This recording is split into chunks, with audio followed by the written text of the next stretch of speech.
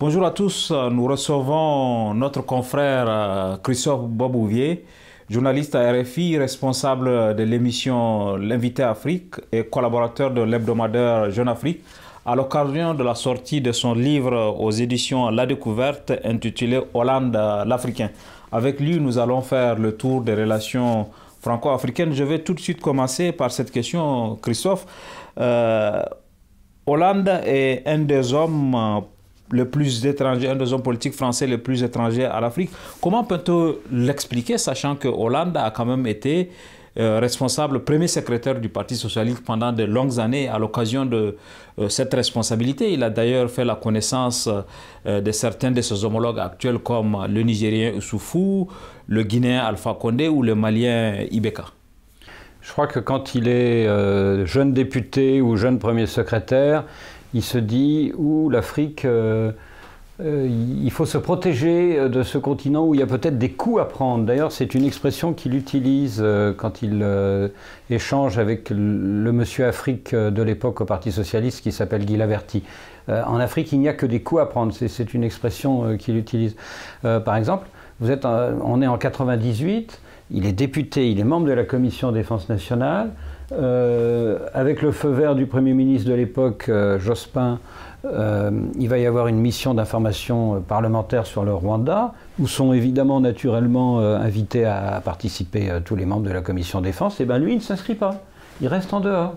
Parce qu'il sent que le Rwanda, oulala, il y a peut-être, ça sent peut-être le roussi.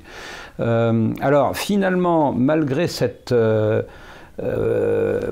éloignement à l'égard des affaires africaines, il va se laisser emporter par la vague pro-Gbagbo, on est en 2000, et là il soutient fortement, médiatiquement, l'élection très contestée de Laurent Gbagbo en octobre 2000, et après, 4 ans plus tard, il va s'en mordre les doigts. Et il va rompre avec Laurent Gbagbo qu'il accuse d'attiser des escadrons de la mort. Et alors là, raison de plus pour s'éloigner encore plus du continent africain, vous voyez. Donc je pense que c'est une des raisons pour lesquelles jusqu'en 2012, il fait le minimum de voyages en Afrique. Il n'y va quasiment jamais que pour des raisons touristiques. Il dit un jour être allé en Côte d'Ivoire alors qu'il n'y est jamais allé. Voilà, c'est un François Hollande très très distant de l'Afrique. Alors, ce Hollande, qui n'était pas au départ africain, à mi-mandat, s'est totalement converti à l'Afrique. Votre livre même est intitulé Hollande l'Africain. Comment cette mue a-t-elle pu se faire? En fait, quand il est investi par le Parti socialiste, on est donc en octobre 2011, là il sait que ça y est, il va falloir qu'il s'intéresse à l'Afrique et si jamais il est élu, il aura des responsabilités sur la relation franco-africaine et il les assume. Hein. Vous le voyez par exemple dans son livre qui paraît 2 mois avant son élection, Changer de destin.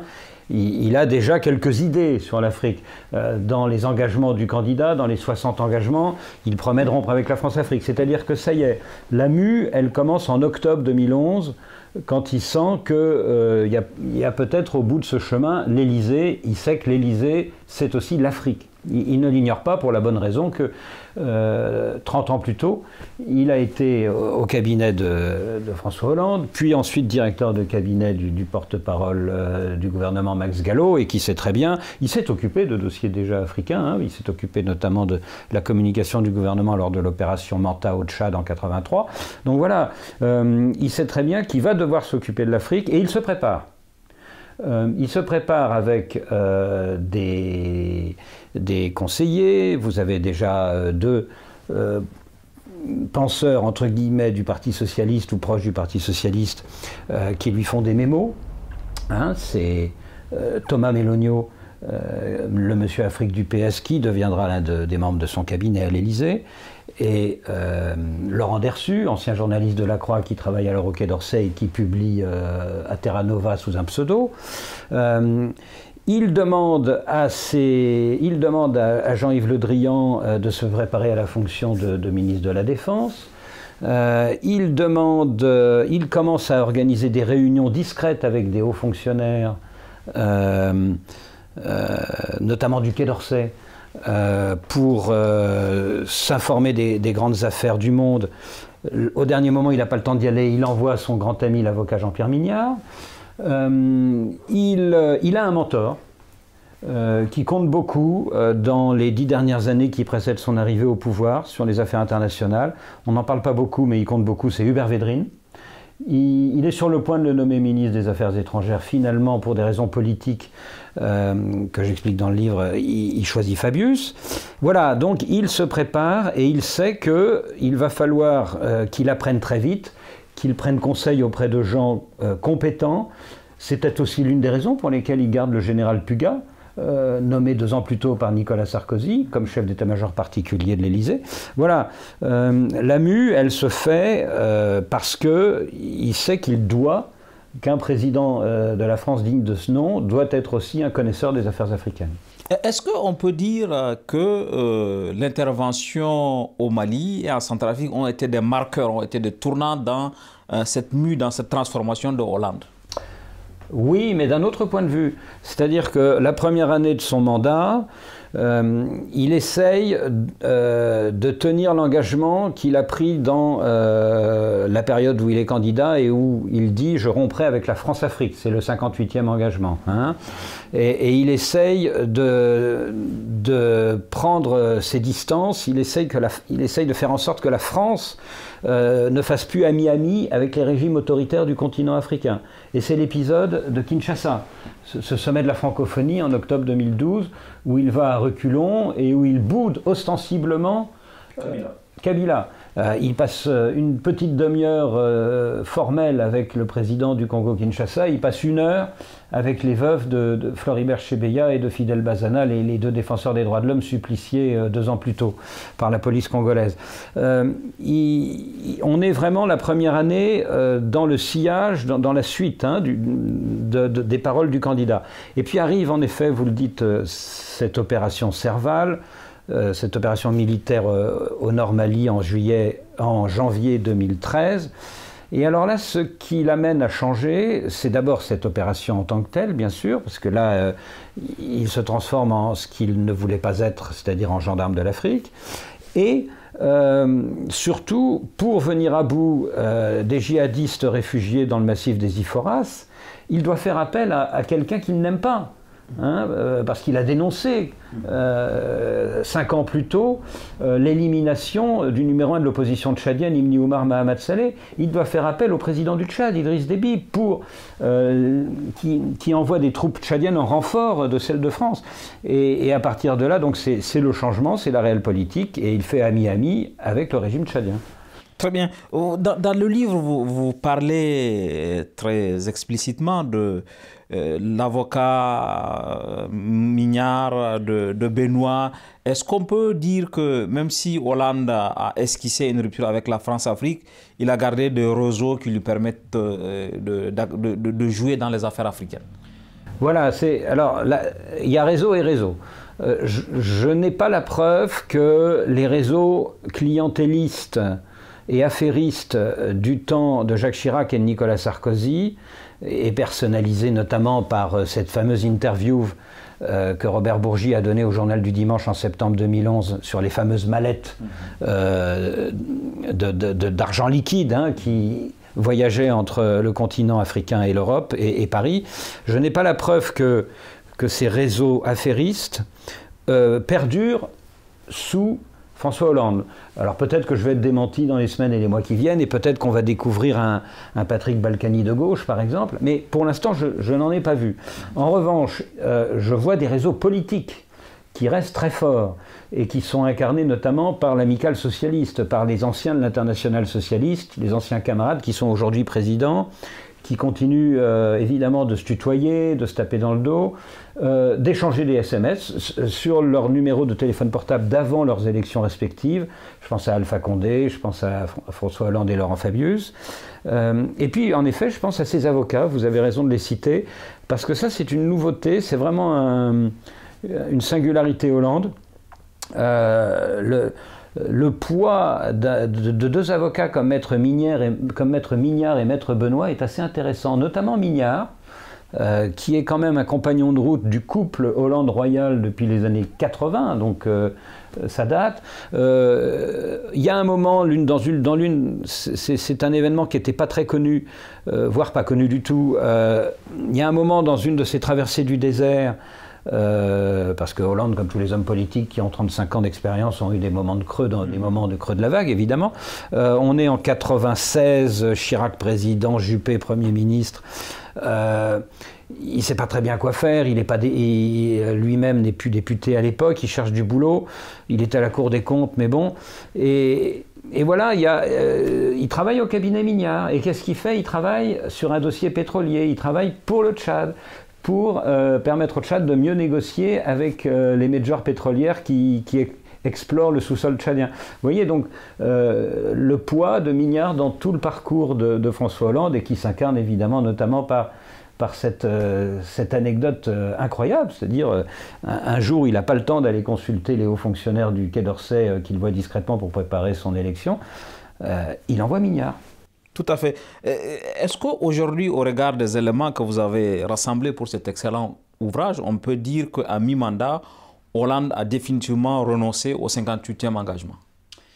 Alors, sur le plan institutionnel, oui, c'est-à-dire que si on pense à la France-Afrique des bases militaires françaises en Afrique, si on pense à la France-Afrique du franc CFA, par exemple, qui sont deux piliers de l'institution de la relation franco-africaine depuis l'indépendance de la plupart des États africains, c'est-à-dire depuis 55 ans. De ce point de vue-là, il n'a pas rompu du tout avec la France-Afrique et avec tout ce système, de ce que Jean-Pierre Dezon appelle l'État franco-africain. En revanche, je pense qu'il a, pour l'instant, encore une fois, je reste prudent parce qu'on va peut-être découvrir des choses, vous et moi, auxquelles on ne pensait pas ou qu'on n'imaginait pas. Pour l'instant, je ne vois pas la France-Afrique des mallettes. Je ne vois pas ça dans l'entourage de François Hollande. Il reste quand même que dans l'ouvrage, vous citez des arrangements entre amis, des petits arrangements qui peuvent se faire. Par exemple, l'opposant guinéen Cellou Diallo de l'IFDG que vous citez estime même que la proximité entre Hollande et Alpha Condé peut-être un facteur qui peut amener Hollande à fermer les yeux. Est-ce que vous pensez justement au chapitre de ces petits arrangements qu'on peut en arriver au point où Hollande fermerait les yeux lorsqu'il y a des élections truquées chez ses amis au Niger, au Mali ou en Guinée? Alors il y a en effet dans le livre deux personnes qui disent deux personnes assez proches, de François Hollande d'ailleurs, qui lui disent « François, attention, sur la Guinée, ne te laisse pas emporter par tes amitiés avec ton vieux camarade Alpha ». Le premier, c'est Gérard Fuchs, qui est quand même un des piliers du Parti socialiste et notamment de sa section internationale et depuis 30 ans. Gérard Fuchs, c'est vraiment un expert, un ancien, qui dit c'est vrai, sur la Guinée, sur notre relation avec la Guinée, la critique est possible. Et le deuxième, vous l'avez dit, c'est Jean-Paul Benoît, qui fait un édito dans Le Monde en mars dernier en disant la police guinéenne tire à balles réelles sur les manifestants. On ne dit rien, il y a un silence à Paris, il va peut-être falloir faire attention. En fait, c'est ça, c'est quand François Hollande est gêné, il se tait. C'est la stratégie comme on le disait tout à l'heure par rapport au Rwanda en 98, quand il y a gêne, il y a silence. C'est la stratégie de l'absence et la stratégie du silence. Très bien. Sur ce même chapitre, on a vu quand même des événements récents. Visiblement, c'est à la demande de Niamey que l'ambassadeur Antoine Afrique est revenu. Et c'est visiblement à la demande d'Alpha Condé aussi que l'ambassadeur de Guinée actuel, l'ambassadeur de France en Guinée, n'est pas allé à Niamey. Est-ce que tout cela ne traduit pas quand même que la survivance de certaines pratiques liées à la France-Afrique, justement au nom des amitiés? Oui, il y a des arrangements, mais il y a des arrangements multiples. De toute façon, il y a toujours chez François Hollande le verre à moitié plein et le verre à moitié vide. Par exemple, dans sa façon de gérer la question la plus brûlante actuellement en Afrique, c'est-à-dire la question du troisième mandat, vous le voyez avec des comportements différents selon le pays où ça se passe. Vous le voyez assez offensif quand ça se passe au Burkina Faso. Hein. Il y a cette lettre qu'il envoie 3 semaines avant la chute de Blaise Compaoré à celui-ci, etc. Et qu'il sort opportunément le jour de la chute de Blaise. Il l'a fait fuiter dans Jeune Afrique pour essayer de monter dans le train de l'histoire. Donc là, il est sur la ligne 58e engagement du candidat de 2012. Et puis vous avez des pays où il semble renoncer à faire porter la voix de la France pour qu'il n'y ait pas de troisième mandat. Je pense par exemple au Burundi, hein, où on n'a pas beaucoup entendu, on a beaucoup plus entendu les Américains que les Français depuis 6 mois sur le dossier burundais. Peut-être aussi au Congo-Kinshasa, pareil, hein, Washington est beaucoup plus en pointe que Paris. Et je pense qu'il va être très intéressant de voir dans les semaines qui viennent comment François Hollande va se positionner au Congo-Brazzaville par rapport à ce référendum du 25 octobre en faveur d'un troisième mandat. Et on le lisait, et les milieux français parlent beaucoup de diplomatie discrète. Vous y croyez? La préférence, c'est discrètement faire passer des messages. Est-ce que c'est efficace comme positionnement?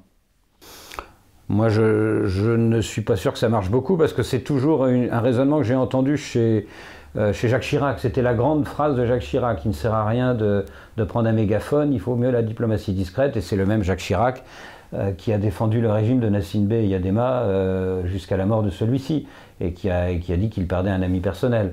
Donc la diplomatie discrète, je n'y crois guère. Il y a aussi un chapitre de l'ouvrage très intéressant, notamment c'est la montée en puissance des militaires dans les dossiers africains, souvent au détriment des diplomates. Est-ce que c'est une nouveauté de leur Hollande ou c'est un processus qui avait commencé avant Hollande? Alors, ce qui est intéressant dans votre question, c'est pour une fois, il y a un facteur personnel, je crois. C'est-à-dire que sous Nicolas Sarkozy, vous aviez des ministres de la Défense vous aviez un ministre de la Défense qui était assez effacé. Hein, qui s'appelait Morin, qui n'a pas laissé un grand souvenir aux officiers supérieurs de l'armée française. Et finalement, les affaires africaines restaient gérées essentiellement par l'Élysée et un petit peu par le Quai d'Orsay.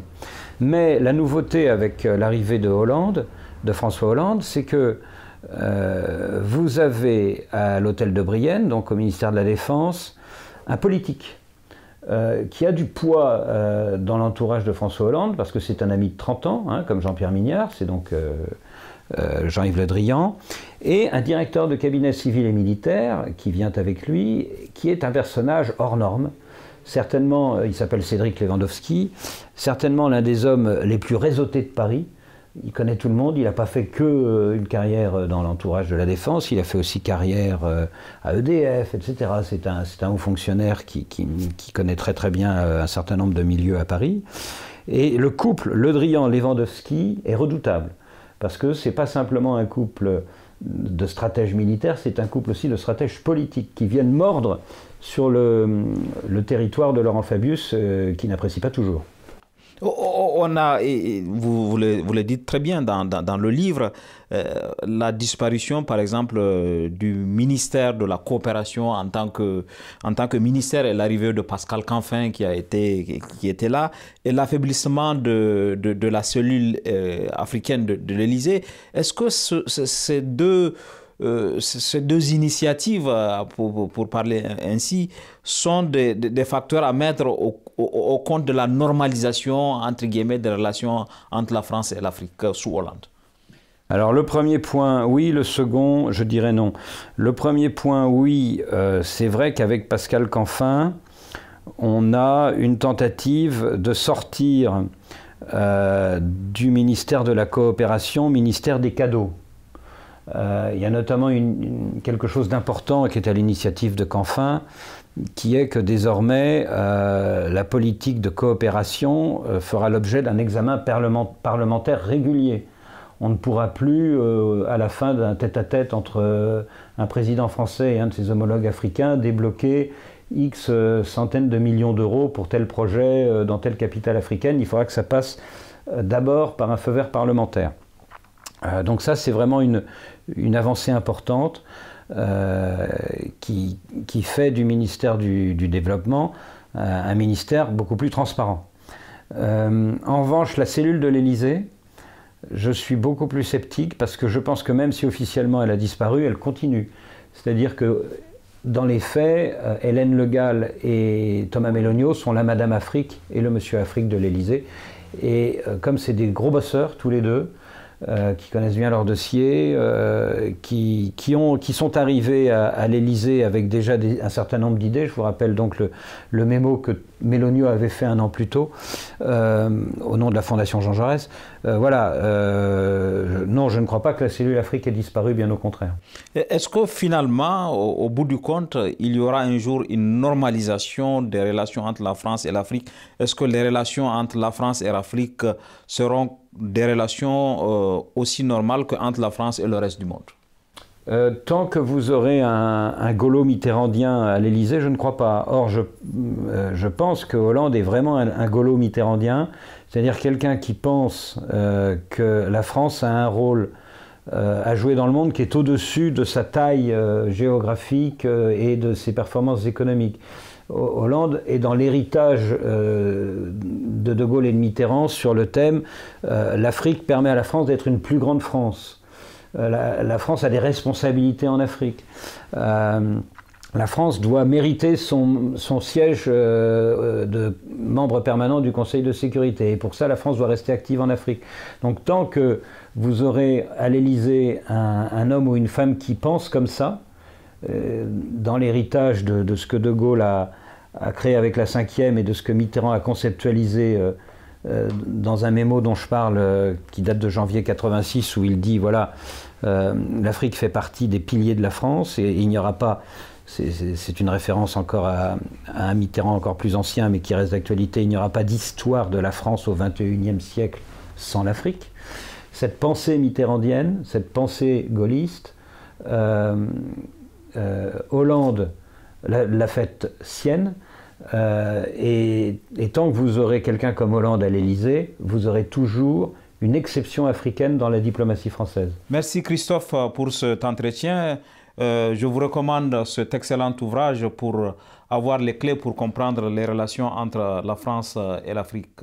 Cet excellent ouvrage qui vient de paraître aux éditions La Découverte. Merci à vous et merci d'avoir accepté l'invitation de Monde Afrique. À une prochaine fois. Merci Cédric.